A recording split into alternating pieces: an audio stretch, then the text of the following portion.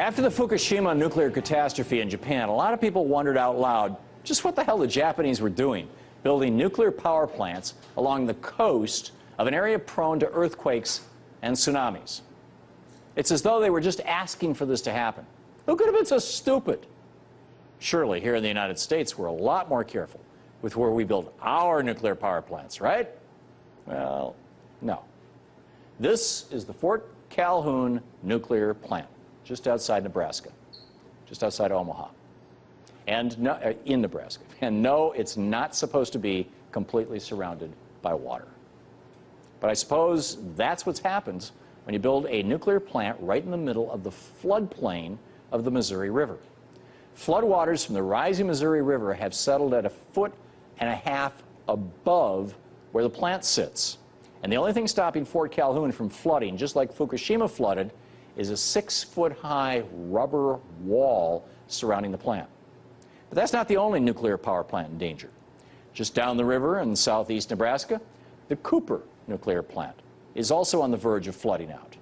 That plant sits at 903 feet above sea level, but on Sunday, floodwaters from the Missouri River peaked at 900.5 feet, meaning just 2.5 feet stood between Nebraska and a Fukushima-like disaster.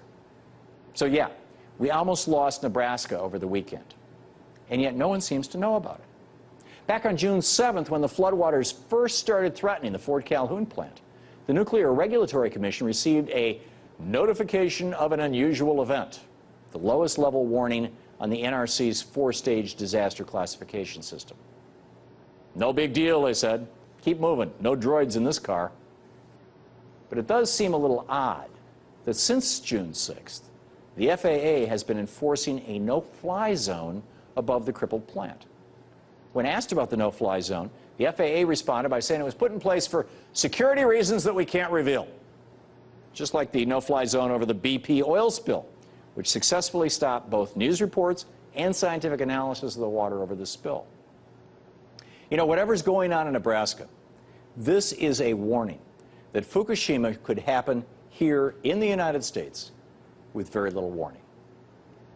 Not only do we operate nuclear plants in flood basins in Nebraska, but we also have plants built on fault lines in California and in the path of tornadoes in the American Midwest. And for those who are more superstitious, there's the Diablo Canyon power plant in California. It's not only named after the devil, but it also sits on top of an Indian burial ground. So is it really that our nation's nuclear plants are more secure than Japan? Or are we just, so far, really, really lucky? Frankly, I think it's time to stop rolling the dice with nuclear power. In the last decade, Germany built the equivalent of 10 nuclear power plants by putting solar panels on the roofs of hundreds of thousands of homes. And with that renewable power, Germany has announced that they will completely close down every single nuclear plant in their nation. Just last week, voters in Italy took to the polls to reject, by a 95% to 5% margin, a plan to build nuclear power plants in that nation.